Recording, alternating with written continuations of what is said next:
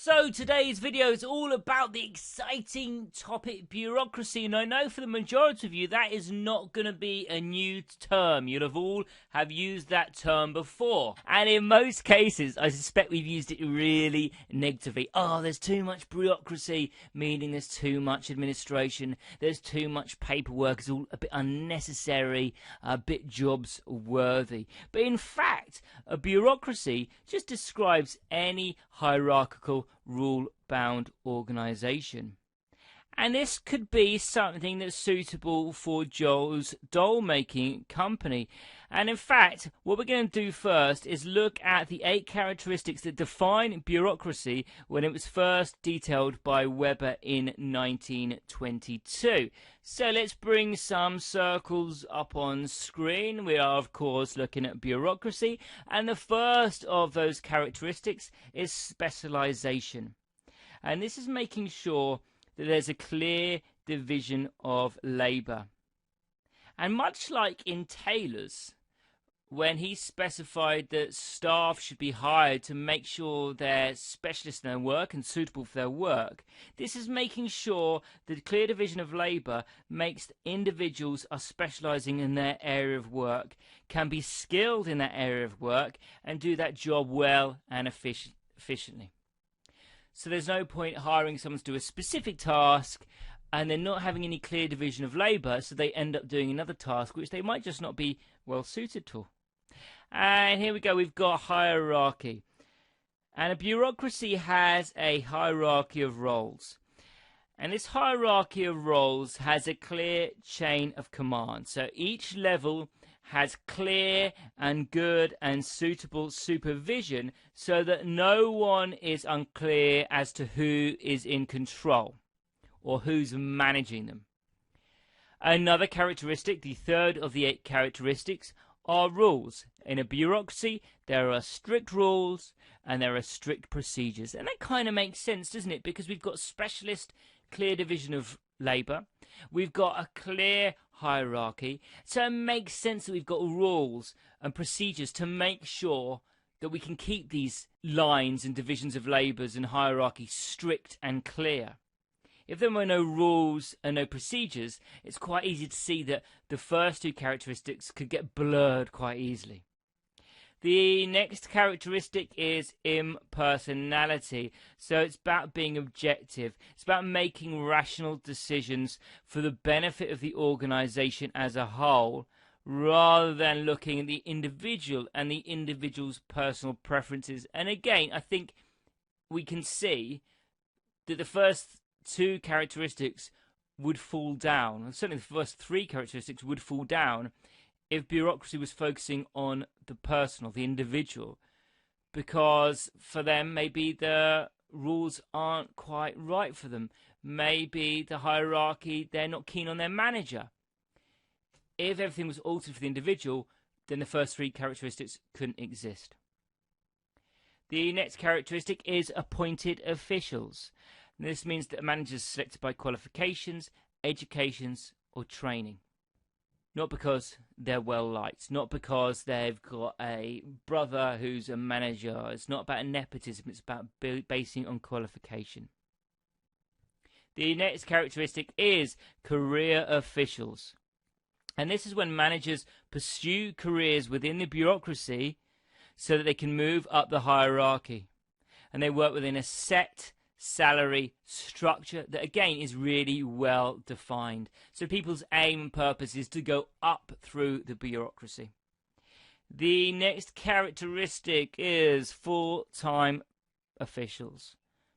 Full-time officials just mean that they're committed professionals who are focused on their work. And the final characteristic is that there is a division between the public and the private. So there's a separation between the directors who are running the business from the owners and the shareholders. So there we go. There's the 8 characteristics of business. So bureaucracy, well, what's it good for? Well, firstly, it really helps an organisation be organised and well managed. Because we can see, can't we, from the characteristics, it means everything's clearly defined. well organized, and because there's a clear management structure, it should mean it's well managed too.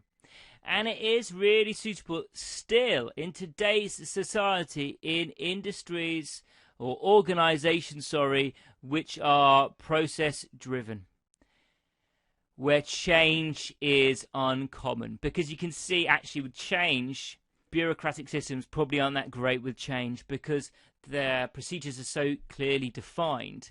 Any change would set off like a domino effect, which means there has to be lots of other changes. So perhaps public sector organisations or manufacturing businesses really benefit from a bureaucratic organisation because we don't see much change in those businesses.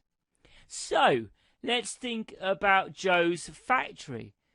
Bureaucracy, actually probably does have a place because Joe wants standardised products. And he's using standardized procedures because, of course, these standardized procedures allow consistent products, allow efficient processes. So if we've got a hierarchy where the production line staff know that they are answerable to a certain figure and they have clear rules and they have procedures to make sure they know what they're doing, which means that they are able to ensure control. And it means the organisation is able to ensure efficiency of operations. So what Joe could implement is having experienced training supervisors who are helping to ensure the quality of the work done remains high and keeps those employees for a long time to make sure there's continuity. So maybe Joe would take staff from the production line. They know how to do their jobs well. They could be promoted to training supervisor so they could pass on their knowledge. And of course, if all employees are kept long term, there doesn't have to be a constant training because all staff know how to perform their job well, which means there's continuity for both the staff, which then transfers to continuity of product. And that means that Joe's products can become standardized. Well, this sounds too good to be true. Why aren't all systems bureaucratic? I can hear you shouting at me. What's the point of looking at any more management theories? We've obviously found a perfect management theory right here. But there are problems. There are problems with bureaucracy. It can become inflexible, which I think we can probably recognise from the characteristics. All of those characteristics don't lend themselves for flexibility.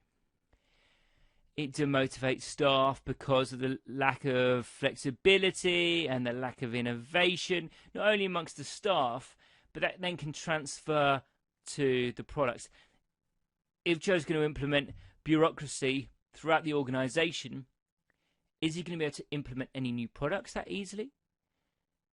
Is he going to be able to create any new products that easily? And if so, are they going to be able to put on the production line that easily? Because everyone will be a bit too set in their ways. In an industry where staff are self-motivated and the tasks are quite variable, it's probably not really beneficial to implement a bureaucratic system. So something like maybe a management consultancy where they rely on self-motivation and the variety of tasks, it's just not suitable. So there we go. If you want any more short bite-sized videos on E2 and E3 for your CIMA syllabus, be sure to like these videos or subscribe to our channel. Thank you very much for listening today and good luck with your exams.